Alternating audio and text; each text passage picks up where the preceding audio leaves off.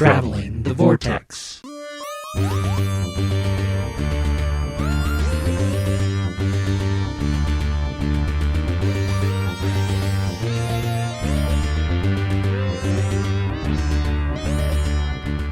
We've joined the Doctor as he travels the Vortex and arrive at episode number 442, where it's Spooky time.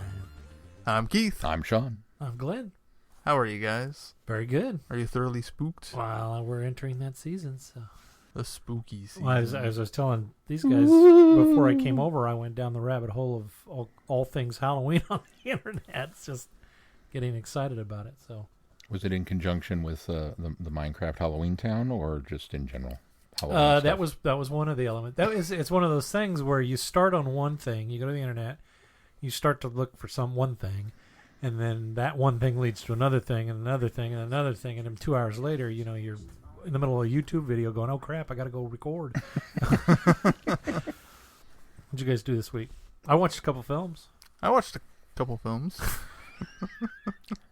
I think we watched probably the same films. Yeah, are the ones we're going to talk about? I'll have to talk about mine later. I also saw a couple films. You would be proud of me because we've started our countdown to Halloween a little early, and I saw What We Do in the Shadows. Finally. Oh, what'd you think of that? I enjoyed it. It's a lot of fun. It's not quite as bonkers as I think a lot of people made it out to be, but maybe it's just because my expectations were built up over other people talking about it. But I enjoyed it. I thought it was a lot of fun, and I think we're going to probably start the series with our group now and kind of dip our toe in that water and see what is. Lower your expectations further. Yeah, well, here's the thing: is the movie's fairly brilliant, but it's like I kind of feel like they're done. I mean, what else is there to do with vampire lore? The TV series is a reimagining of the. It's not like a continuation. But from what I understand, really? Yeah, it's a kind of a soft reboot on it. I didn't finish the season, but I also understand that Takia's character does show up though. Yeah. So it's like a reboot, but continuation at the same time. It's a soft reboot, is what they're calling it.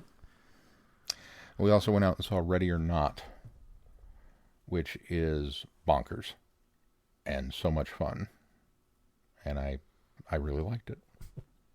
I've not heard of that one. It's the bride on her wedding night. She has to play a game with the in-laws and draws hide and seek. So they're like, "Okay, you go hide in the house somewhere," and she's like, "Okay, is there any way for me to win?" They're like, "Well, if you stay hidden until dawn." What? So she goes running off, and then everybody starts pulling out crossbows and shotguns because it's that kind of family, and it's if you enjoy Slither or the Evil Dead kind of combination of horror and comedy, this would be right up your alley. It is. We spent as much time kind of screaming from jump scares as we did screaming from laughter.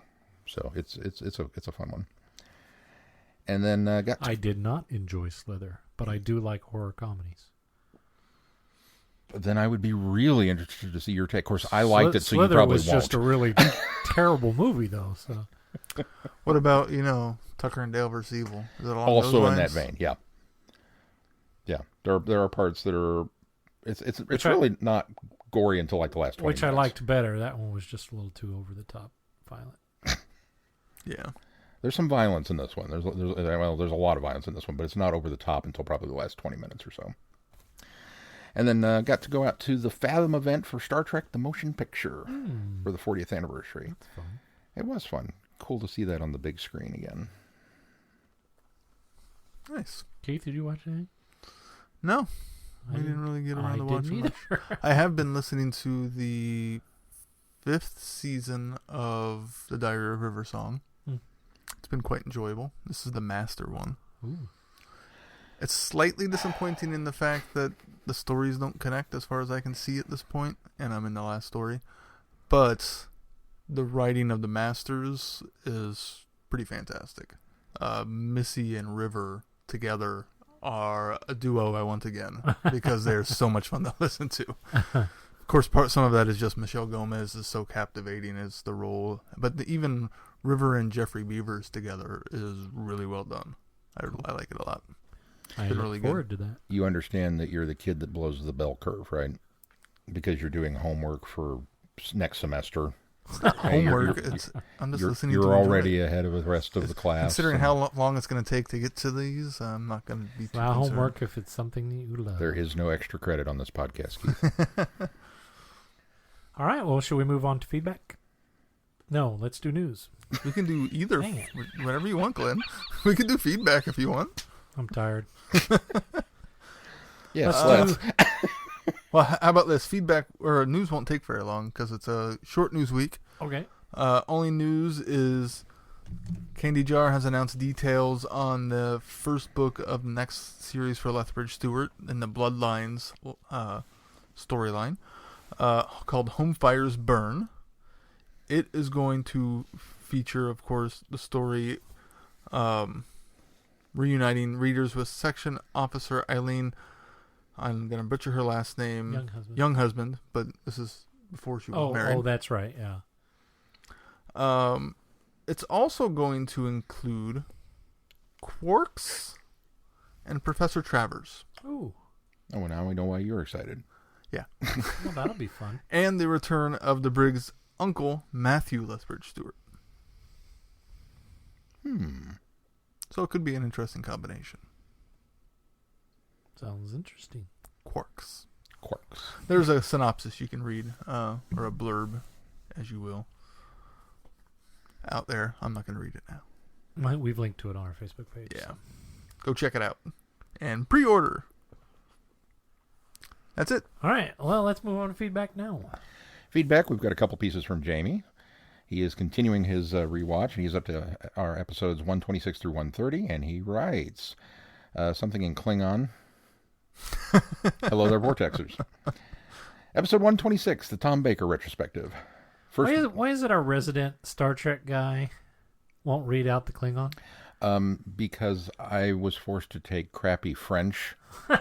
And all of your Klingon has gone out. Klingon was not offered as a foreign language. Fictitious languages. No, it's a real language. Got pushed out of It is a real language. Thank you very much. Fictitious, but... It's not fictitious. It's fictitious. Made up.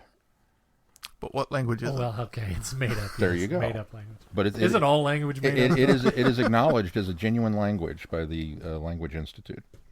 They treat Klingon with no different. It and Dothraki, right? I believe it. That one's also in there. Yeah, just recently. That was just added. Yeah. But anyway, no, I haven't studied. Hello, Vortexers. Episode 126, the Tom Baker retrospective.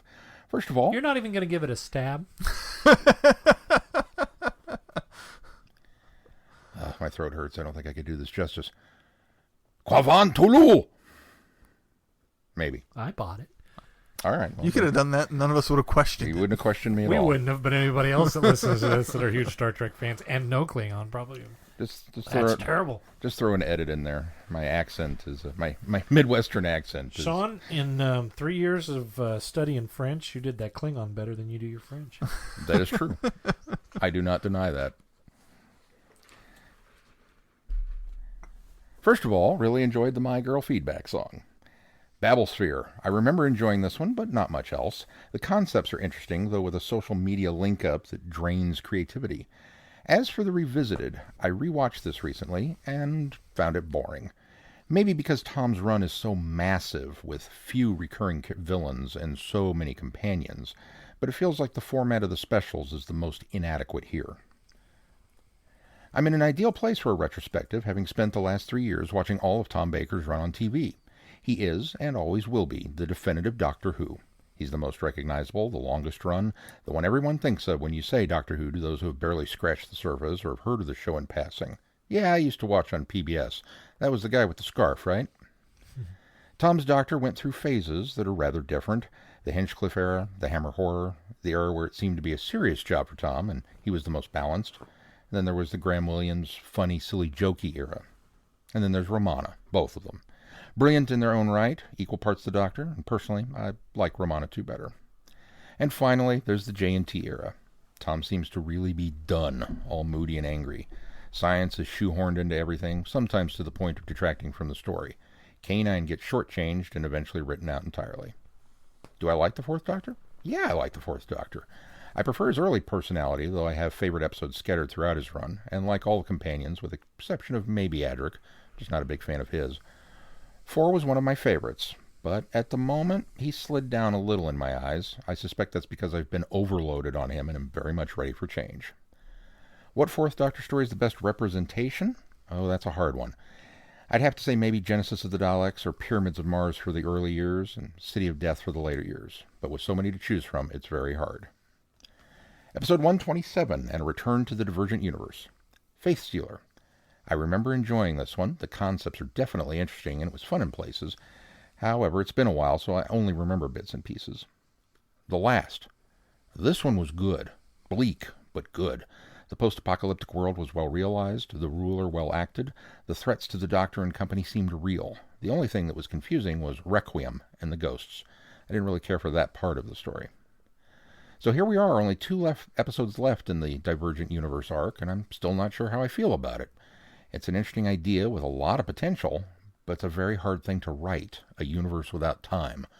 And while some of the stories were really good, it just wasn't handled well. As you theorized, they kind of painted themselves into a corner where they had a great concept, but no idea how to realize it. And the fact that they cut it short and placed some of the unused Divergent scripts in the Prime universe just diminished it even further. Anyway, I'm looking forward to your thoughts on the last 2. Moving on to episode 128, you guys were talking about the price of Doctor Who DVDs shooting up because of the upcoming releases of special editions. I have a question. Short of a format change, as in DVD to Blu-ray, will there be any new Doctor Who releases? As they decide to animate missing episodes or lost episodes happen to be found, I'm sure they'll release new titles, but apart from that. You also mentioned the possibility of stories being regulated to the vault, where they're done manufacturing copies, and what's out there is out there. Once all those existing copies are sold, they're no more. Do you think they'll manufacture new copies of older releases, or is all we've got all we're going to get?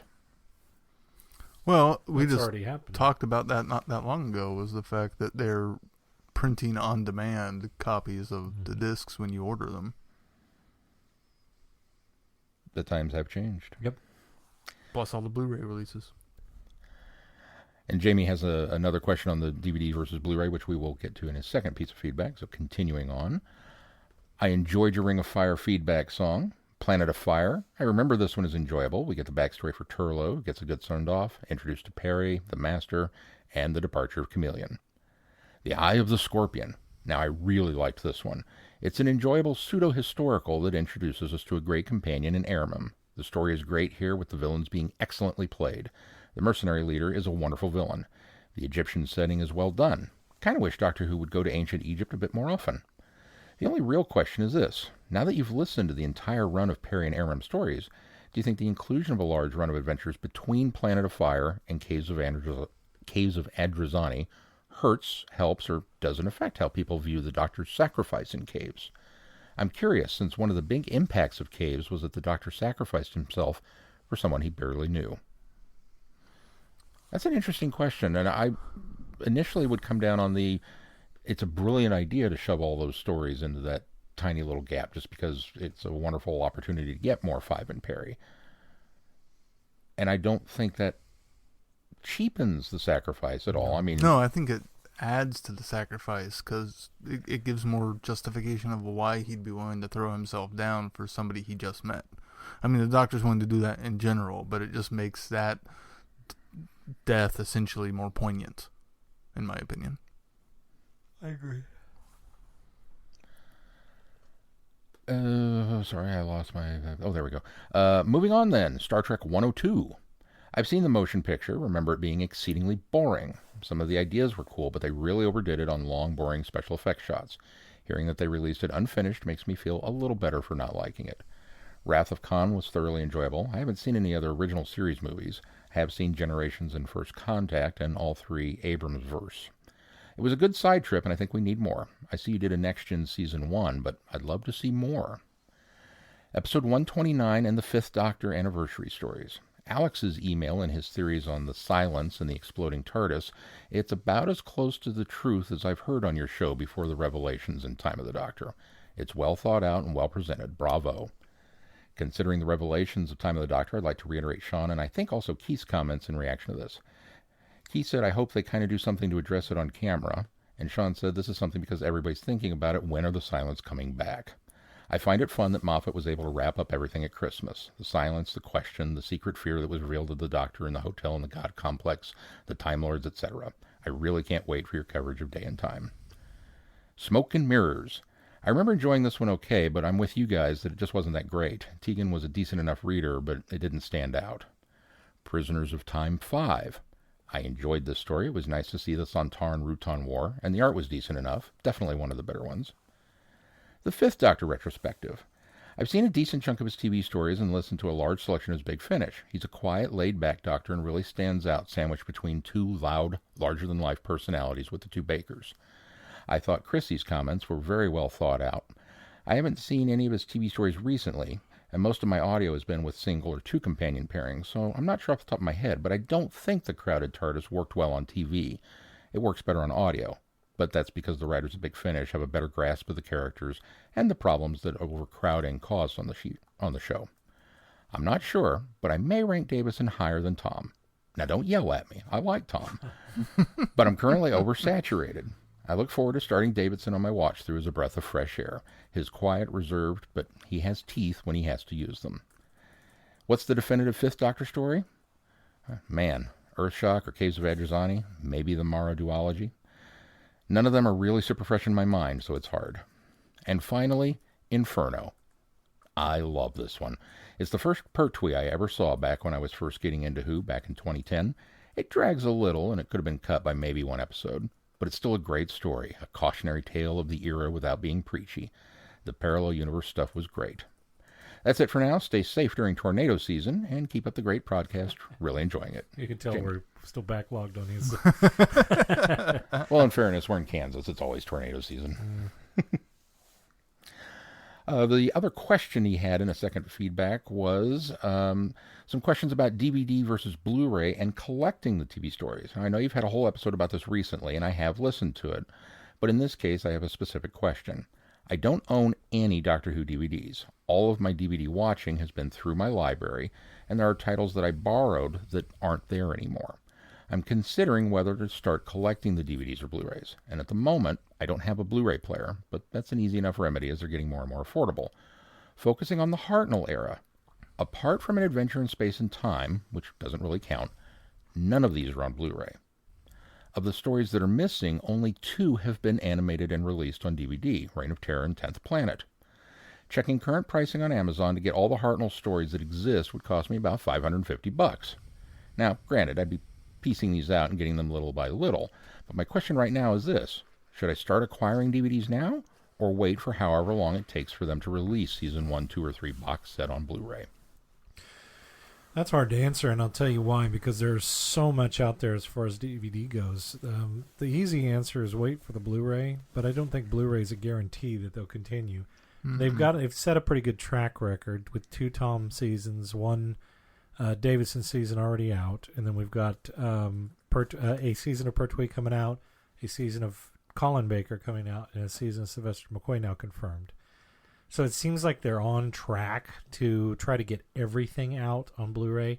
I think the challenge, though, is when we come to the first 2 Doctors with so much of their stuff being missing, I think part of me feels like they're probably going to hold off on those for a while. I think we may eventually see them, especially since sales seems to be, doing well enough to continue not only releases in the UK, which they are obviously going to be popular, but also in the US. But I think DVD is almost a step backwards, although you don't get... Blu-ray's up converting the quality a little bit, but they still look great on DVD.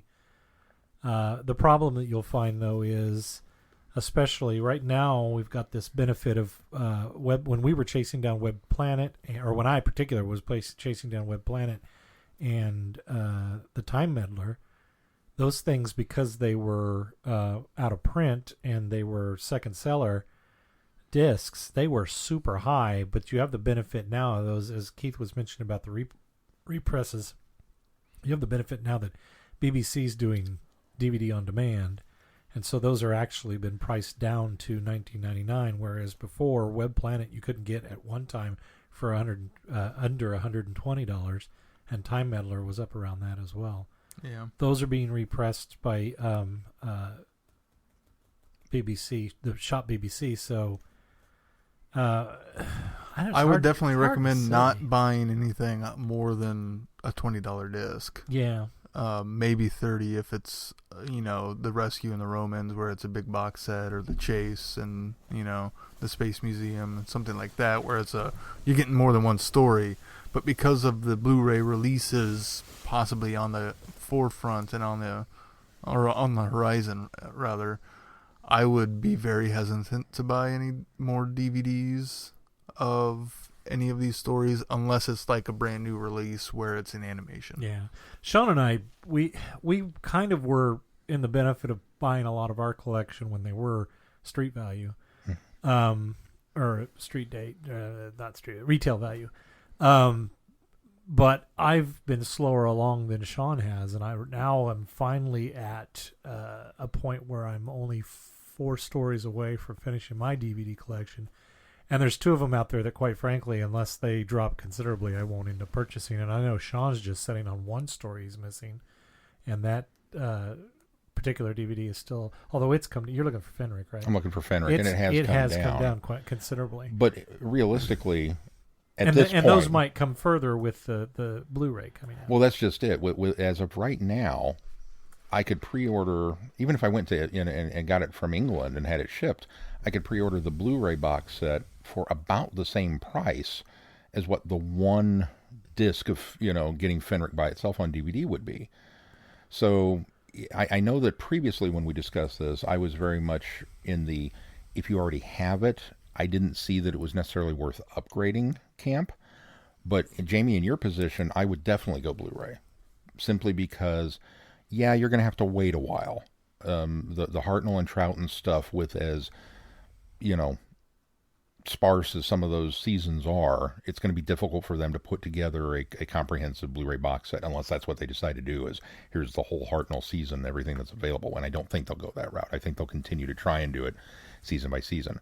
I also think they will probably wait until rather late in the Blu-ray run to start issuing those, because they're going to hold out as much hope as possible that either A, these episodes do turn up and are found, or B, that they can get them animated, and then they'll include them. Well, as I don't part know of that they're set. holding out hope that they can animate. I think what they're doing is they're waiting to figure out how to most logically and affordably animate them, is what they're doing. So, from that standpoint, yeah, it's going to be a while, because I think you could probably, we might see the second season. It's the last season of Troughton is complete, right? We have all the stories from. No, we don't have any. No season of Troughton is complete. No season of Troughton is complete, even with the animation. Even with the animation. Okay. So yeah, then it's going to be a while, but for the price difference, I mean, if you averaged out the $550 that you're paying for the Hartnell season, and like if you looked at Tom, and obviously 7 seasons of that, that's insane. Well, and I don't know how much of a completionist you are as well. I mean, Sean and I have this illness. Sean more so than me, but Sean and I have this illness where we're completionists, and so we're at the point where Ghostlight is one of the ones that I still need. It's coming on Blu-ray. After the first year, I still will buy the DVD, because now I'm so close to the finish line that I can't sit there with a hole in my collection. And if I were down to just one like you are, I'd be doing the same thing with Fenric. I'd be going, okay, I have to buy it, because now again I would play the long game and wait until it came down. And realistically, I probably will, even though the Blu-ray's cheaper. I'll wait until I can find it. It'll be part of the fun now. It'll be a hunt. Close to when that Blu-ray comes out, I think. Second seller Ghostlights and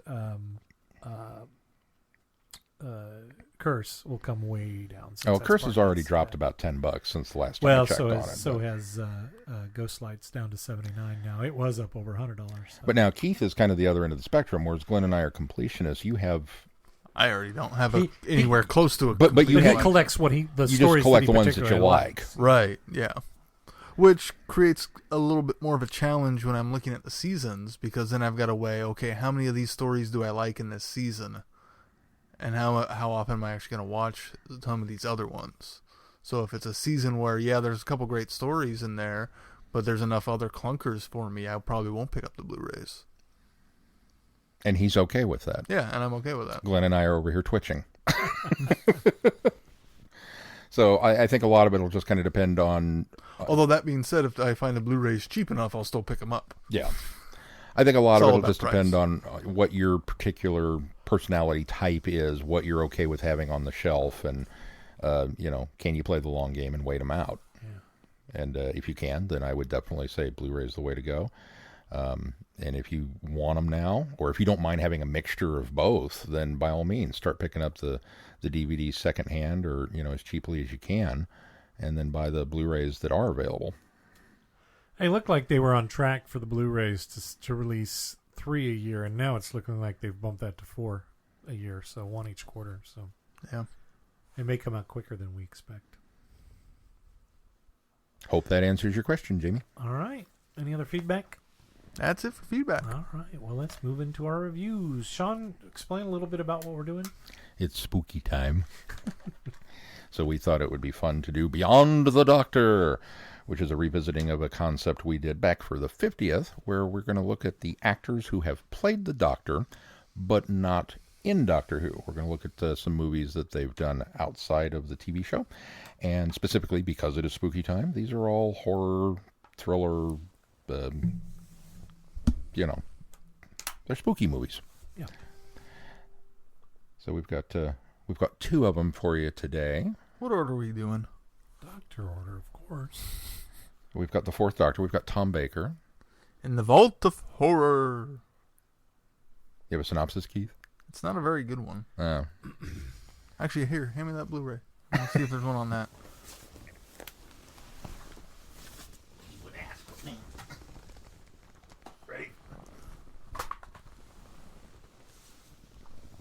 Oof. 5 unsuspecting hotel guests step into an elevator, which leads them into an underground vault. Trapped with no way out, each guest shares a gruesome tale of an encounter with death.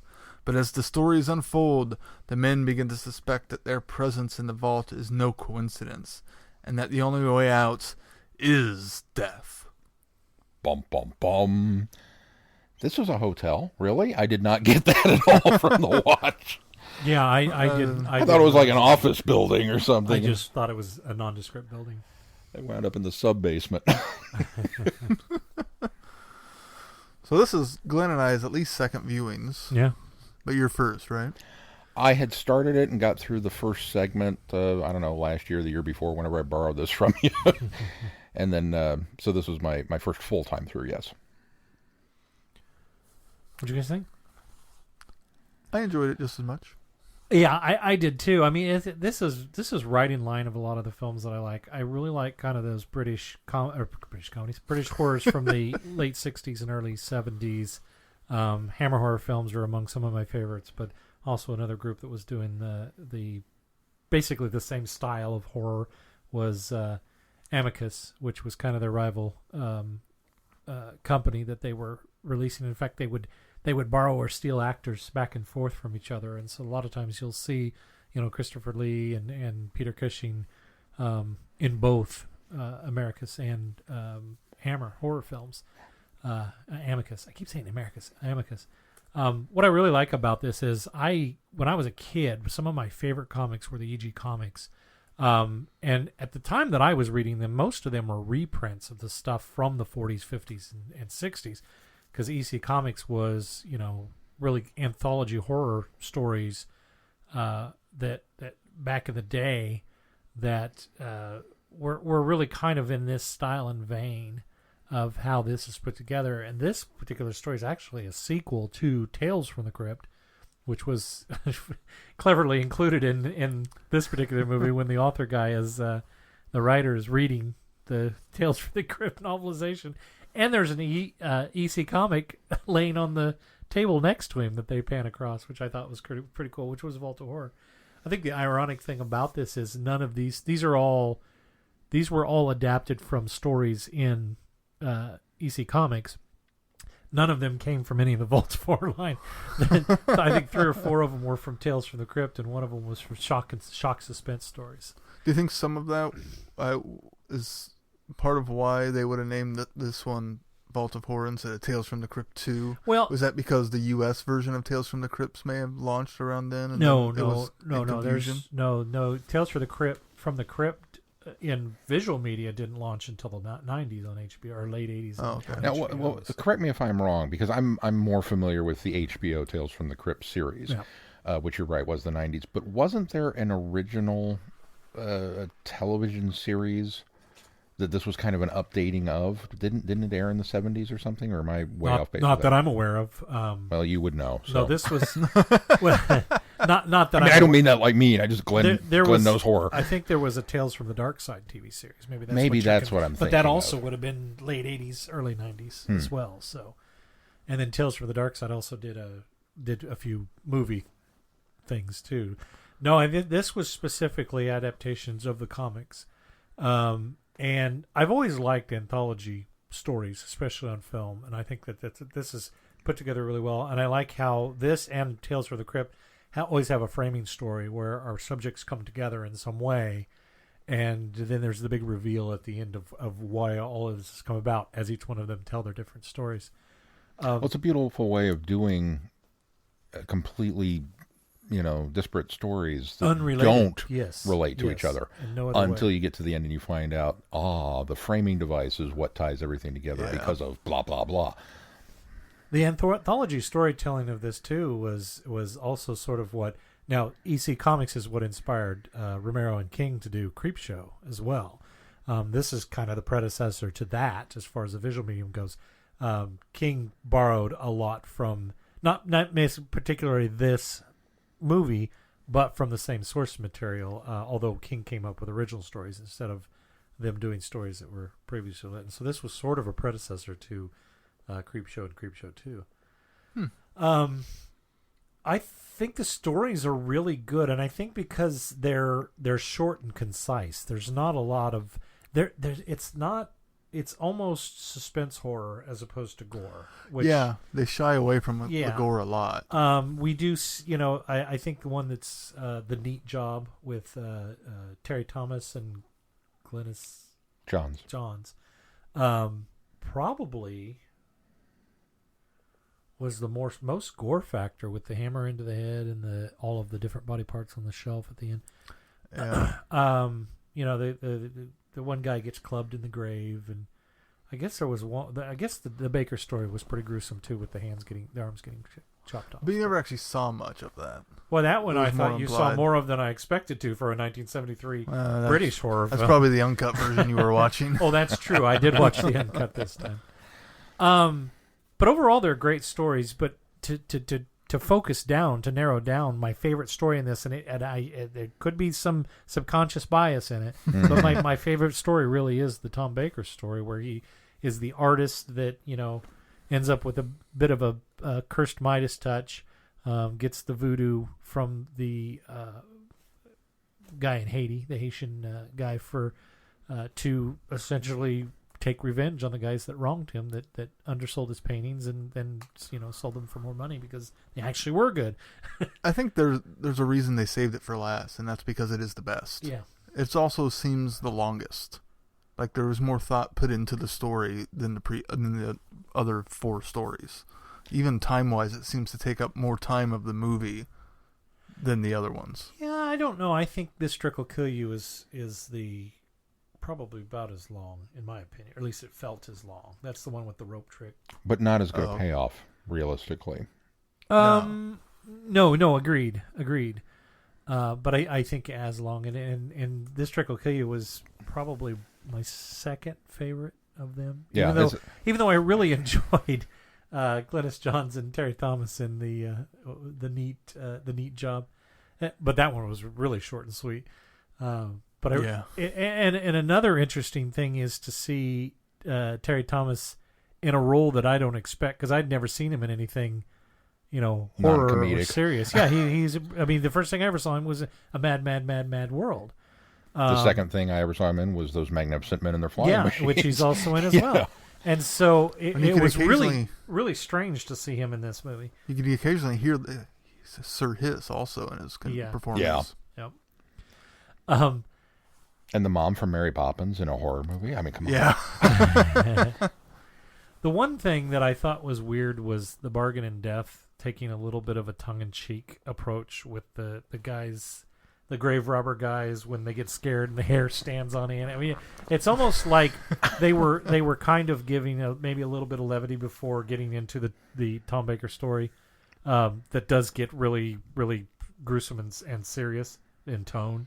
Yeah. And so I sort of wonder maybe if that was placed there to kind of lighten things out a little bit, even though it still takes the horror, but it's a bit of a black. Well, when you look at it overall, you start with the vampire story, and it's very kind of Twilight Zone-y with the open that we've got this guy in this town, and we closed down, but you can't be out on the streets at midnight, blah blah, blah. And then it takes this weird turn where he goes to visit his sister, and you're going, where are you going with this? And then he kills her, and suddenly he goes back outside and it's like, dude, everybody has warned you not to be out after dark, and now you've committed a murder, and you're going to go to eat? And he goes to hang out at this cafe. They come out at night, sir. Mostly. Mostly. And then we get the vampire reveal.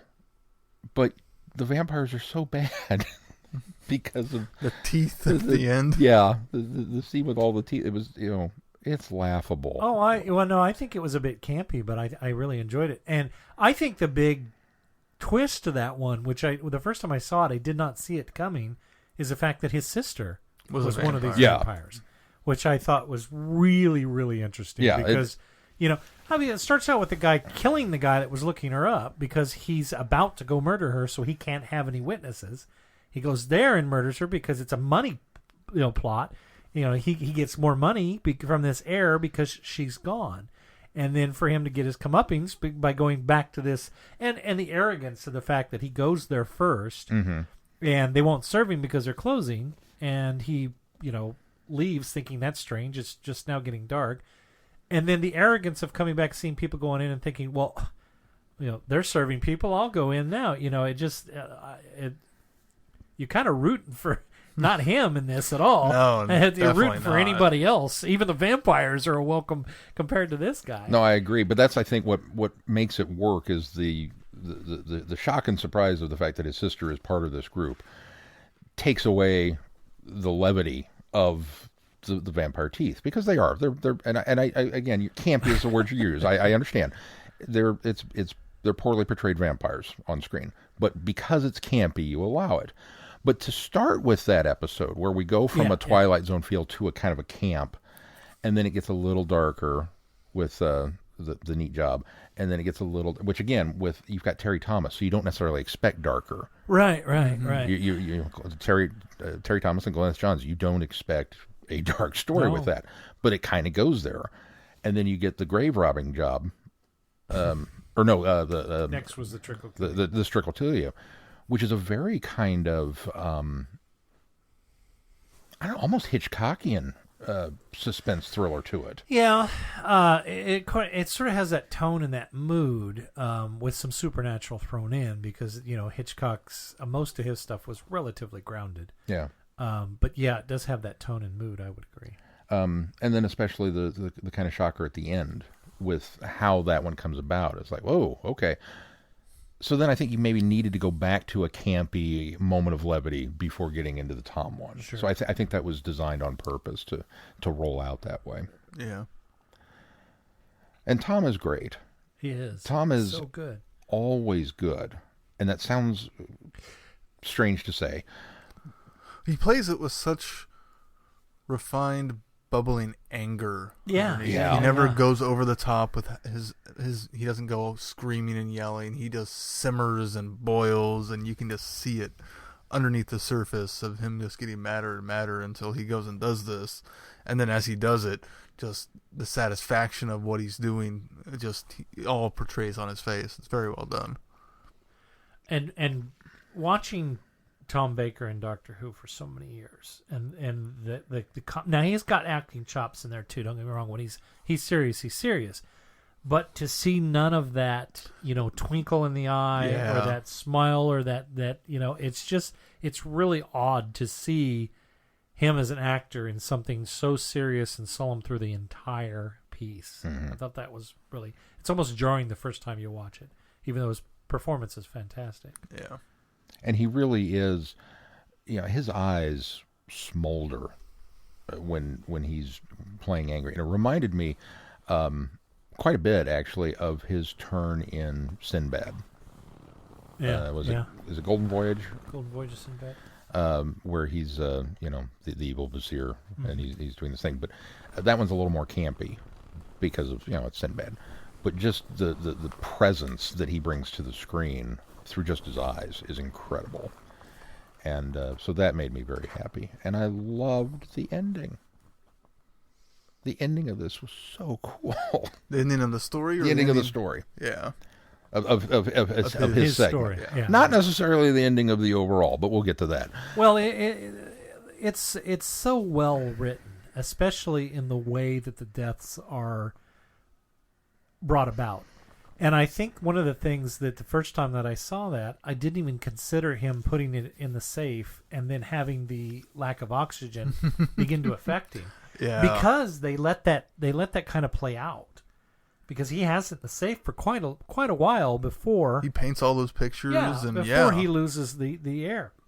And so they play the long game on that, but play it really well where he gets there in the nick of time to get it out, And they never really they assume the audience is smart enough to figure out why. That's the other thing I like about it. Yep. They don't try to explain, well, this is why he had to take it out. And they don't go over safe. the top with it by exaggerating anything as well.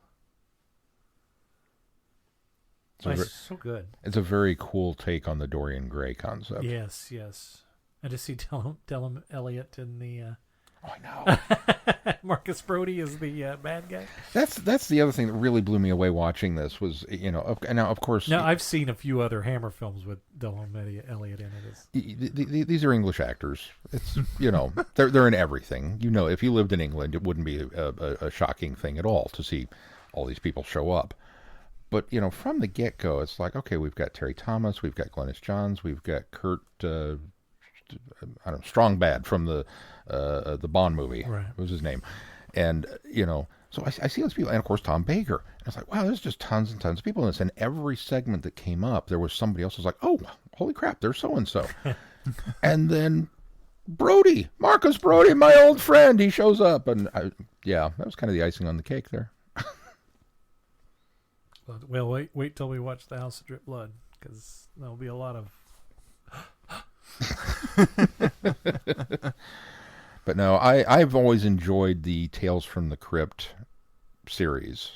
It was one of those things that growing up when it was on HBO, it kind of always felt like that show that I probably shouldn't be watching, but I did anyway. Because it was right in that age of, well, would my parents really approve of this? I don't care. I'm going to sneak down and watch it. But I always enjoyed the stories. Which made the show that much more enjoyable. Oh, yeah. That's totally the reason to watch it, is because you weren't supposed to.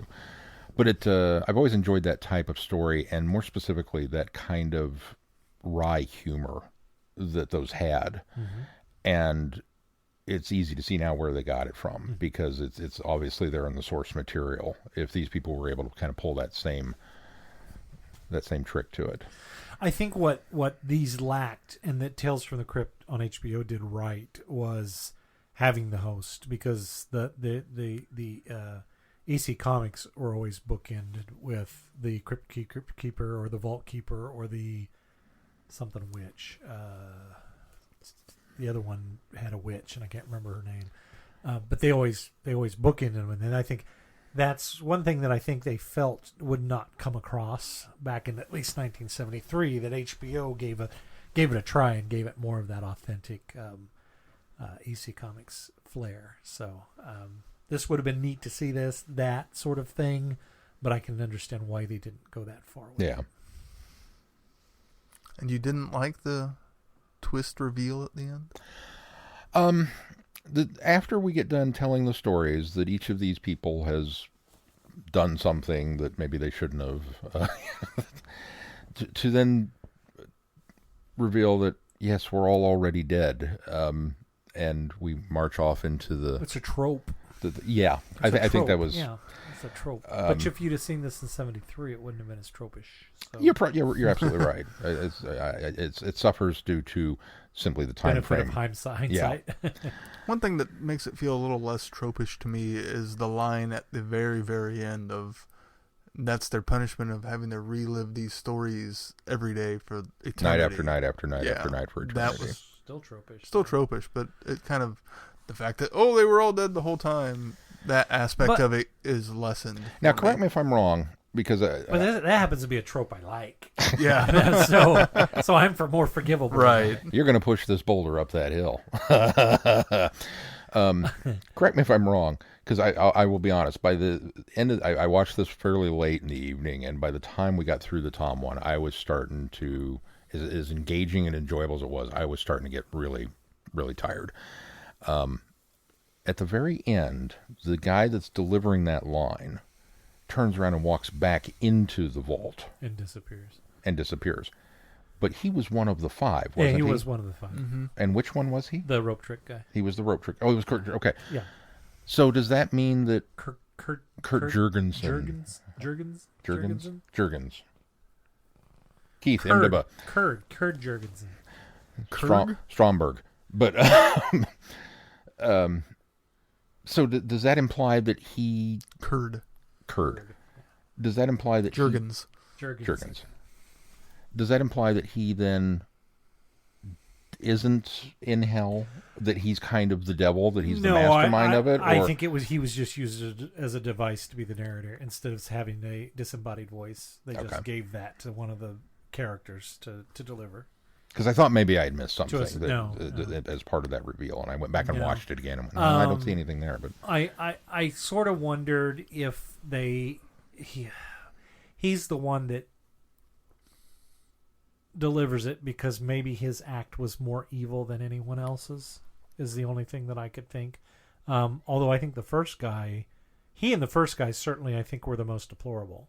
Yeah. The first guy just cold-bloodedly killing for money, and then him killing for money because he wanted a trick. In reality, Terry Thomas's character gets really kind of the short end of it. His only sin was he was so organized. I mean, it's Glennis John's character that kills him. Mm-hmm. But and then the graveyard robber guy, it was money, but it was almost it verged on the side of a victimless crime. It ended up having many victims in the end because I mean it goes south. Hoisted by your own petard. But he's ultimately it's a money grab is what it is, and so he doesn't intend anybody. He doesn't intend any deaths. But I mean even he. Oh, and I guess he did have the gun and say he didn't need to. He was going to pull a fast one on the guy that was supposed to be stealing or in on the fraud with him, because he does have the gun and says, little you do, I don't need you after this. And of course the friend's thinking the same thing because he's just going to drive on past the cemetery. So I guess he does maybe have some murderous intent, but it really seems like there's only 2 of them that really were the ultimate bad guys. But they're all getting the same punishment for different variations of evil, I suppose.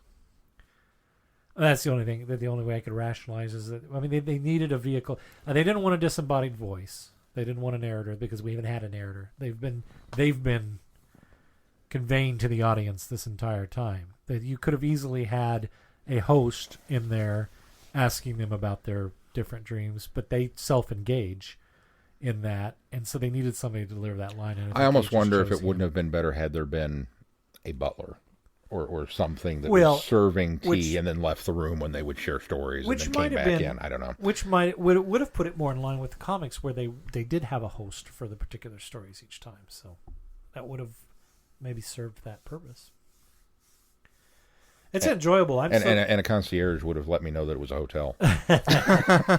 It's so... I'm so glad I bought that disc because when you pointed that out to me in there, I had never seen that one. I think I had seen Tales from the Crypt, but I'd never seen Vault of Horror, and I'm so glad I picked it up. I'm gonna practically got it for free. In yet another case of serendipity, Yeah. that we found this while we were hosting At a Slash and Bash convention, which is a horror convention or a horror film fest, and it had a Doctor Who actor in it. That's funny. that we then wind up covering on our podcast. Yeah. And Meant to be. we're circling back around because we will be attending Slash and Bash this year with that theme in mind. So, very good. Well, shall we move on? So from the 4th Doctor to the 9th Doctor, we're doing Christopher Eccleston, and he has a fairly big role in 28 Days Later. 4 weeks after a mysterious incurable virus spreads throughout the UK, a handful of survivors try to find sanctuary. Bum, bum, Which bum. is from IMDb, because the back of the DVD just says, hailed as the most frightening film since The Exorcist, acclaimed director Danny Boyle's groundbreaking take on zombie horror isn't just scary, it's absolutely terrifying. That is the most It tells you incorrect. nothing. It's the most about the incorrect movie. statement I have ever heard about a film in my life. This was, No, there's part of that is true. It was groundbreaking. It was groundbreaking. it was groundbreaking. Yeah, I'll give it that. And Danny Boyle is an acclaimed director. That But he is now. He wasn't back then. No, he was. This was post Trainspotting. He got huge Oh, I acclaim guess for yeah. Trainspotting. Trainspotting is what kind of propelled him. But this was Yeah. still early on. It was still pre-Oscar. I didn't. Well, it was. It was. I did not think I would find a Danny Boyle film that I didn't like until this one. Really? Yeah. Wow. See, I wasn't that fond of Millions. It Oh, was I forgot okay. about Millions. Yeah, Millions was just okay. I didn't hate Millions. I didn't No. hate this, but I didn't like it. It's boring. It's a boring film where nothing goes on for about 2/3 of the movie. It's more of a buddy road trip than it is a horror film. It's people trying to get from one destination to another, and occasionally, It's proto-West Occasionally- Walking Dead. yeah, it really is. In fact, when the guy wakes up in the hospital, I thought, oh, well, Walking Dead either ripped this off ripped theirs off of this, or this got ripped off of Walking Dead when it was a graphic novel. I don't know how the graphic novels. Now, okay, let me back up Graphic here novel just a starts second. the same way. Is this your first viewing of 28 Days Yeah, Later? I had never seen it. Really? Yeah, this was it. Wow. This was my Okay. first time. And I bought the silly thing. Of course, I got it for like $3 because I had credits on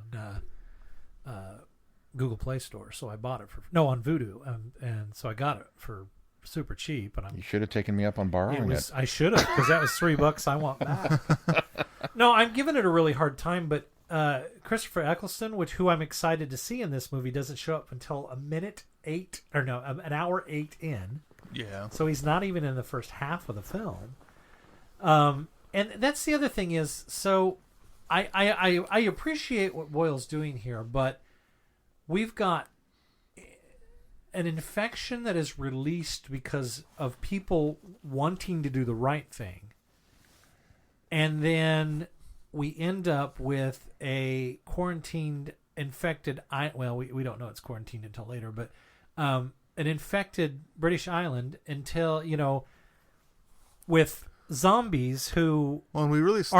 aren't the bad guy in this. The zombies are not the antagonists in this No, film. they aren't. It's man again, which, I see enough movies where, dystopian ideals, spiral mankind into this abyss of evil and bad decisions. And this was just another one of those films. It was a zombie film and it's not. What I appreciate it is it's not your typical zombie film. No, It's an infectious disease. They call it rage, and I think this was the first running zombies, even though they aren't really zombies. Yeah. I have heard that alluded to before. Well, and that's what makes they it... are zombies because we don't know. They're essentially zombies. There are a lot of zombie films that use the infection idea as well. I mean, Right. So But it's this is the fact first that- one. it's not lumbering Romero zombies. No, but this is the first one where I think it implicitly says that they aren't actually dead.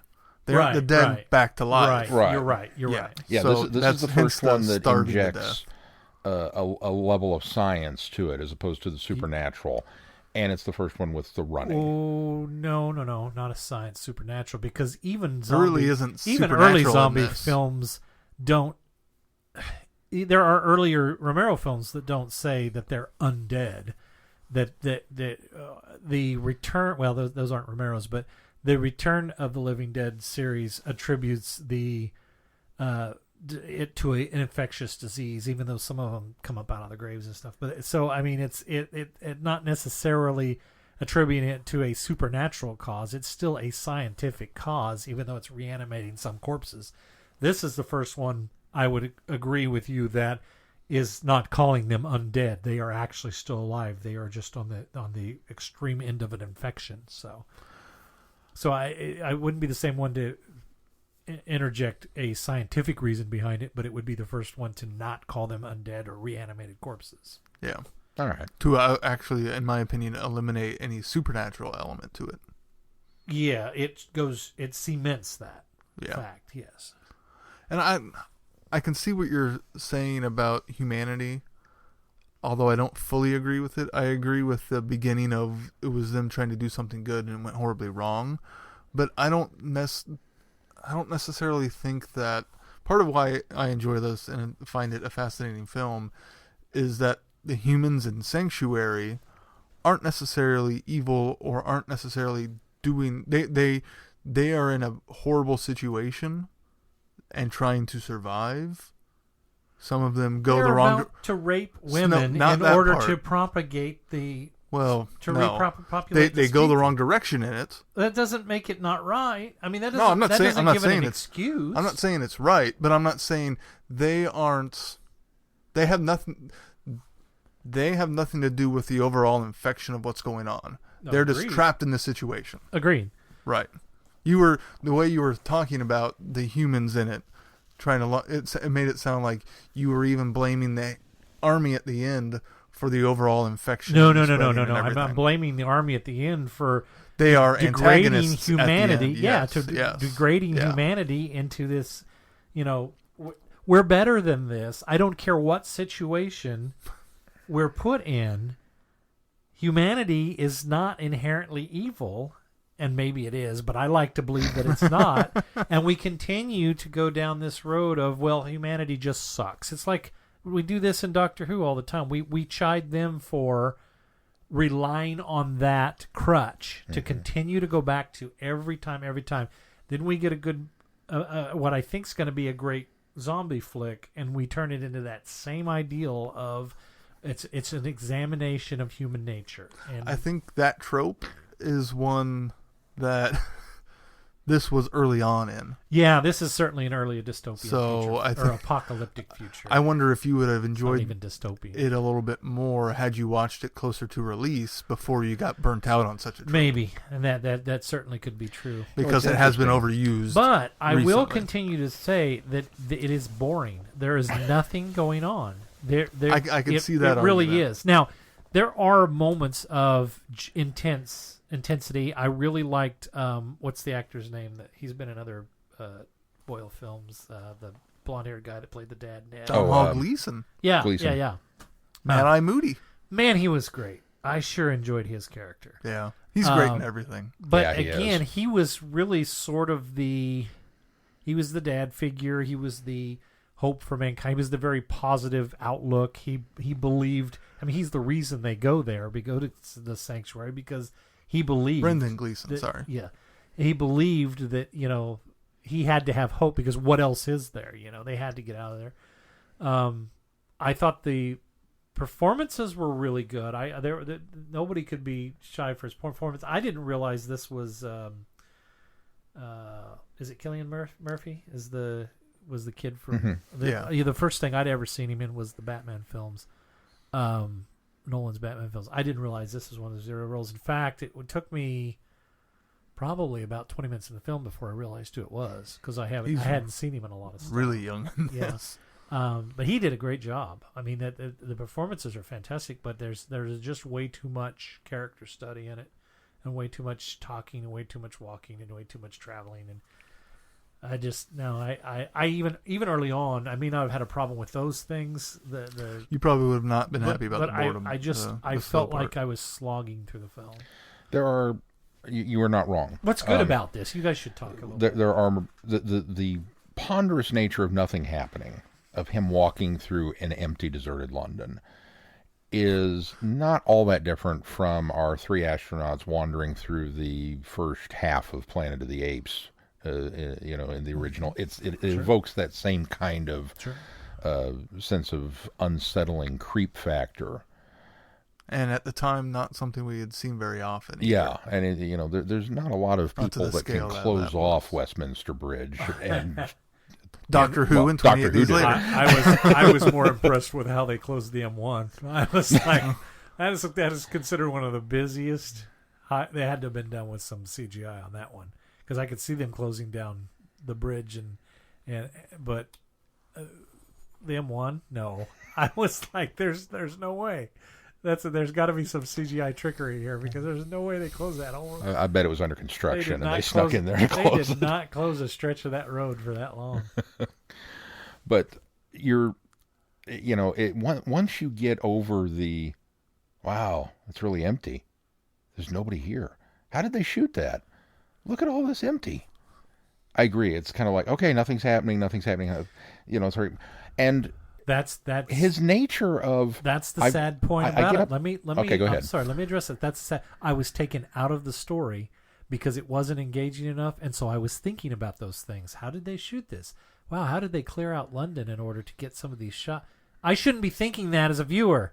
I should be watching the movie and engaged in the story enough that I'm caught up in the world, and I wasn't. Sorry, go ahead. No, you're like I said, you're not wrong, because you wake up in a hospital. And you start wandering the halls of the hospital, and there's nobody there. And you rob the vending machine, and you get a bag of Coke, and you go outside. Pepsi. and then you wander around London, and there's nobody there. And he's just kind of aimlessly wandering in order to showcase, hey, look what we did. Versus, why didn't he go home?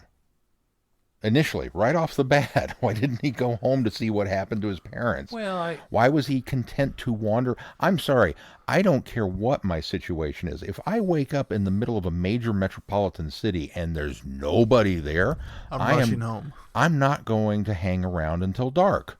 Yeah, that's just stupid. Well, I gave him the benefit of the doubt that he was headed home. He just had to cut through all of that metropolitan area. He just took and a sweet time. Well, and I don't know. You know where he lives. What do we know about the geography of London? It's a big city, and if he lives on, some, they aren't really called suburbs out there, but if he lives on the outskirts of London, it may have been a long travel to get there. So, I mean, I think his intention was no cars. Now, I don't understand why he didn't make the little detour into the church. That kind of argues against my. I mean, I guess he was. And then I'm going to go upstairs. Really trying to. Well, he. Yeah. Nah, you've suddenly crossed over into becoming one of those characters in a horror film that deserves what's coming to you because you're making bad decisions. Mm-hmm. And then he's shocked when this deranged priest charges him. It's like, even not being in a zombie, even if you've never watched a zombie film, seeing these empty streets and then seeing all these dead people piled on top of one another down in the pews would have been enough to... Pretty good idea what's going on. Yeah, I can add 2 and 2 together. Well, not to mention all of the evacuation posters and all the warning signs and people have painted on the wall. Missing people. Yeah. So then it becomes... Once he finally hooks up with... I can't remember her name now. I don't remember her name either. Naomi Harris. Much shock and surprise Selena. On my end that I did not... Selena, thank you. Did not recognize her at all. It's Moneypenny, the new Moneypenny. Yeah. And wow. She's been in a lot of stuff. She's been in a ton of stuff. Anyway, so once he hooks up with these people and they kind of lay down the rules, he continues to make bad decisions. He continues to buck the, okay, I'm going to go wander around my house with a candle. Okay, I'm going to continue to put you in danger. Okay, I'm going to continue to... It's like, dude, I understand that you're having some trouble adjusting. But... You've crossed over into that you deserve what's coming. So then it becomes a travel log when they meet up with the family, and and there's even some happy travel music, and we're going to have fun driving over cars in a tunnel. Brendan Gleeson, you've just become a character that deserves whatever bad thing is going to happen to you because you're going to blow a tire. Oh, look, you blew a tire. So, well, let's go spend the night in the woods, outdoors. Sleep in the damn car. What is wrong with you people? I don't know. That was the only time they didn't get overrun by I know, right? So away from civilization. And then we get out to the end, and here comes Christopher Eccleston. He's going to save us because he's got the military and they've got guns and all this kind of stuff. He was a little off from the beginning, which I Yes, think he was was. intentional, and so I kind of suspected, and I think in the back of my mind, I remembered maybe hearing that he was not the good guy in that movie. So I think I already suspected him early on, and that may have tainted my enjoyment. Well, of the character. when he's giving them the tour, fantastic performance by him Yeah. as well. Oh, I yeah. agree. when they're giving them the tour, and he's like, "We've got this, we've got this, we've got lights, we've got this," and you're like, "Yeah, okay, I kind of sort of feel safe maybe out here," and then the first attack happens. And these guys are shooting with gleeful abandon at everything. No. I think the first instance of where I think everybody should feel something's not quite right here is when they go in and they've got the one guy chained up, and he talks about how he's learning from him, and he'll learn how long he. Now, while on the surface it's very much experimental, and where it's militaristic to find out to learn more about our enemy. It still is one of their former guys chained up in a yard, and so that's what kind of puts you off of it. It's supposed to put you off of him a little bit at first, and then Now, the whole dinner conversation. Yeah. And the whole shades of the black hole. eggs. Yeah. Yeah. Very much so. I didn't think of that, but yeah, you're right. Isn't it? Maybe because I just watched that one recently, but I've always loved how creepy Reinhardt is in the black hole. That didn't come across until you just said that. You're absolutely right. It's very much shades of that. But yeah, the attack comes and they all go rushing out to shoot at everything that moves. Which, okay, maybe that's warranted. It's a zombie. Sure. But yet, I don't care how well fortified you are. You're going to run out of ammo. Somebody somewhere should be thinking of this, and nobody's thinking of this. So if you didn't question these guys before, now the question should be popped up front and center in your brain going, we are not safe here. Because these guys have all gone Apocalypse Now. Mm-hmm. They're all Colonel Kurtz. They're off the reservation with how nuts they are. The keeping the guy locked up, while distasteful, and I can justify that, quite honestly. I can too, and I think you're supposed to be able to, but you also have that trigger of that still doesn't set well, though. You know, so I think that's why I'm saying I don't think it's the fact that it's one of their own men, right? Just some Had random they just zombie. got some random one they didn't know. Yeah, it would be completely justifiable in my head. It shows the emotional disconnect. Yeah, exactly. There you go. But by the same token, and then we laugh because there was always all these Facebook polls or whatever about how long would you survive a zombie apocalypse? I'm surviving. I'm making it out of this because I'm the first person to understand the rules have changed. I don't give two squats about civilization at this point. It's survival of the fittest. Once you get to a safe spot, then maybe you can start to think about that. So watching Walking Dead, I sided with Shane because he was the only one that got it. And everybody hated Shane. I'm like, why do you guys hate this guy? I mean, yeah, he's the source of drama, but he gets it. That's kind of the way I felt about Christopher Eccleston. It was like, he's not a likable guy, but he gets it. Oh, wait, no, he's crazy. Never mind. So, and the way even Christopher Eccleston plays it was, he almost plays it as it's not something that he wants to do, but he has to do something to keep his men alive. And there are a couple of times he's driven, dialogue that he actually says that. He's driven to this point because he doesn't have any other option to keep his men alive. Right. He promised them, until that line. I would honestly, as off as he is, I would buy his rationale up until I promised them women. Yeah. You have to understand. It's like, no, you've now gone too far. Which honestly is the point where I feel like the movie does fall apart. That's where it spirals out of control. Well, not just that it spirals out of control, but I can deal with the boring travel log in London because of the Planet of the Apes kind of comparison. I can I deal don't know. The with more you talk about this motion, it sounds like you didn't like the movie either. No, well, I liked it the first time I saw it. I hadn't watched it for years and years, and I didn't see it upon release. It wasn't until it had already been out on DVD and everybody else had raved about it that I finally watched it. So this is only my second viewing, and I didn't remember much. I remembered the walk, I remembered Empty London, and I remembered the end. But the beginning with the apes. I had no memory of that at all. And in fact, when the leader of that particular group showed up and took his ski mask off, I thought that was Christopher Eccleston. He even kind of sounded like him. And I was like, I don't remember him being in the beginning of this movie. But I didn't remember the beginning of the movie. So, okay, I'm just going to roll with it. And then he shows up later, and he's this major, and blah, blah, blah. And I'm like, when are you going to reveal that you were there for the infection? That you instigated this? And he didn't. And I went, oh, maybe I'm just mistaken, and that wasn't The guy looked like Christopher so Eccleston at all. But it's at that moment where suddenly this movie that had been kind of inventive and unique and different for the things that it was presenting suddenly becomes every other tropey. We're going to put the women in danger. We're going to threaten them with rape.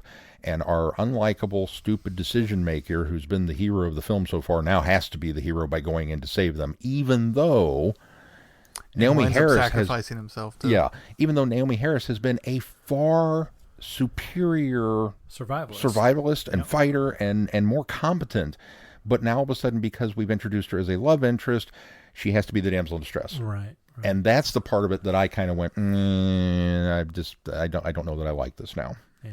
But even she still shows some of that same characterization with Hannah and trying to get her to take the pills to She try does. to. Yeah. So she's still trying to be a survivalist in this situation. She just acknowledges that she can't get out of it at this moment. She does get shades of that still in her character. I don't think they abandon it completely. No. They don't abandon it completely, but it's just frustrating that, I don't know. In my mind, it would have been a much more interesting turn of events for her to just come and rescue him again. Quite honestly. Or even have him do what he does because he learned from her, not because she's a love interest at this point. Yeah. It's almost like, well, now I'm in love, so I'm going to do anything I can to save her, instead of how much he has learned from her in this journey, and how much she's learned from him in maybe some of his more compassion and innocence early on.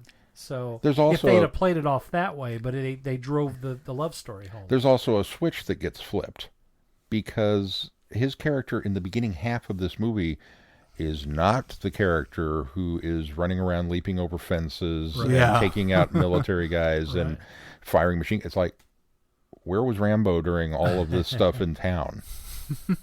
No, you were too busy wandering around in the kitchen with a candle, dummy. So it was a frustrating watch for me. Now, Keith, I know that this is, I feel bad now because I've jumped over here with Glenn going, those movies suck. These are strong arguments. I think a lot of them, though, so many zombie movies since this has come back with the same tropes that this set forth more so than this took from.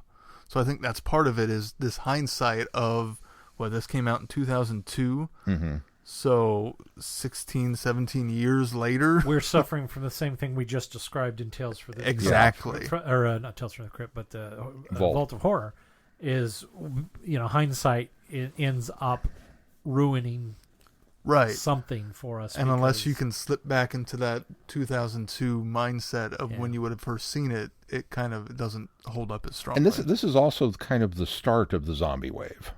In 2002 was we didn't reemergence. The reemergence. We hadn't really had a zombie movie probably.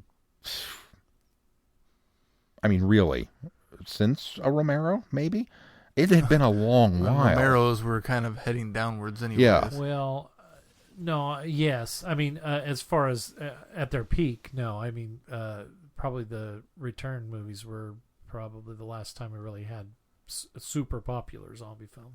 So it's been a while, and then this thing comes out, and then all of a sudden you get zombies in every other horror. 2 years later, the Walking Dead comic comes out. I mean, so the comic was after. It was after. You maybe said that earlier. I don't think got it looked up quick enough before you guys moved But on. this was before, World War Z and before Walking Dead and before Zombieland and before, the trend had not yet hit when this came out. So it is inventive and groundbreaking for all the things that it did do for the genre. Romero come back and redid his zombie films even after this, I suppose, because he did Dawn again, didn't he? Or somebody remade Dawn. Zack Snyder. Yeah, it was Snyder remade Dawn. Yeah, it was this and Resident Evil that really launched zombies back into popularity. I forgot about Resident Evil being And then Shaun of the Dead also was a large contributor to that. And much better film than this. I can see the arguments of how slow and boring it is until you kind of get further on. But I kind of like the fact that you had kind of the slow mystery of discovering what was happening in the beginning of it, and then this intimate exploration of some of the characters in the middle when they're going camping and all of that, and the characters getting to know each other before losing the dad and the tragedy of that, and then just after that it just keeps cascading, which kills me and downwards every and single downwards. time. Brendan Gleeson, Yeah, walking over there, and I'm like, don't do it, don't do it, don't do it.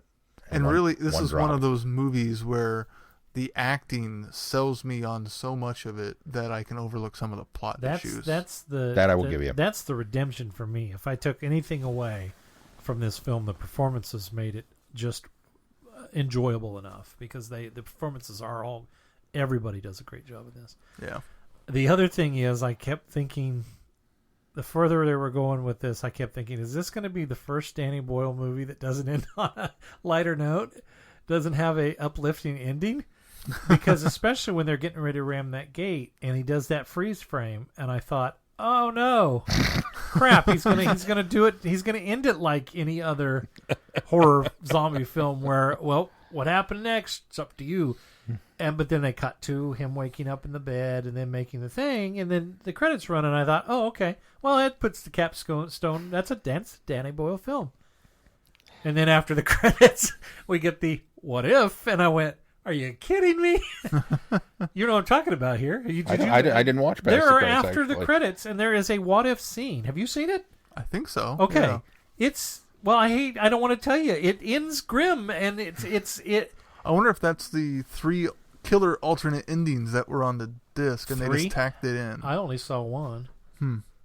Anyway, the what if is at the very end of, at least on my digital copy that I bought, is on the credits, and after they have crashed through the gate, they get him to a hospital, and he dies with them trying to help him. And the girl, I can't remember her name, she's like backs Anna. up against she backs up against the wall, and she says, well, what do we do now? And Naomi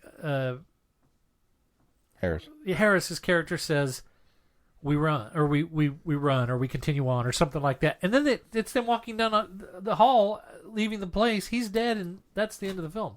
That's the ending I remember.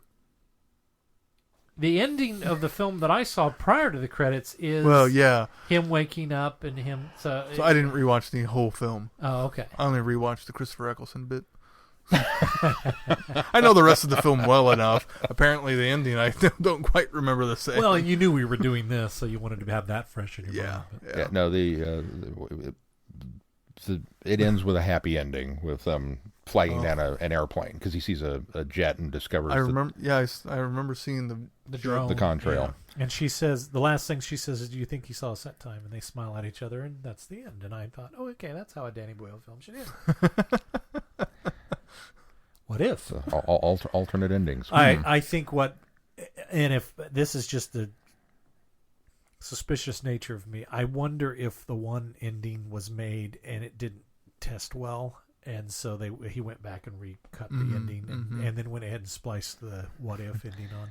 Here's the Love Conquers All version. In fact, I bet originally the freeze frame was going to be the end, and then they tested that with audiences. An audience probably would test audiences and probably said, "Oh, I want to know what happened after that." So then he said, "Well, this is what happened after that," and it was the guy dying on the hospital table, and people went, "Huh? You can't end a film like that." And then he went back and shot the third one. That's what they went with,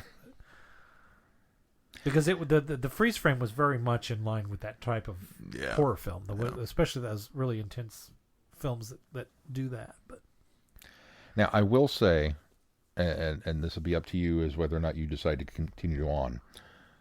28 weeks later. No, I'm not even going to. No, it's a different guy. It's a different guy. I didn't director. like the sequel. Boyle did produce it, but he didn't direct it. Yeah, I liked 28 Weeks Later better. I thought it was a better put together movie. See, I didn't. I thought it also it cashed in on the same cliches too much, if I remember correctly. I read the synopsis was for it. It more sounded in like where I thought this was a unique zombie film. The 28 Weeks Later, I thought was more in line with the standard zombie film. Well, and this is one of those ones where I liked the happy ending of there's hope and that the island is really quarantined and everything else out there is probably okay. And I wanted to end with that. I don't want to find out that this thing has spread further and there's other, people trying to get out of places. And I'm done with the series. Oh, they actually they beat it back.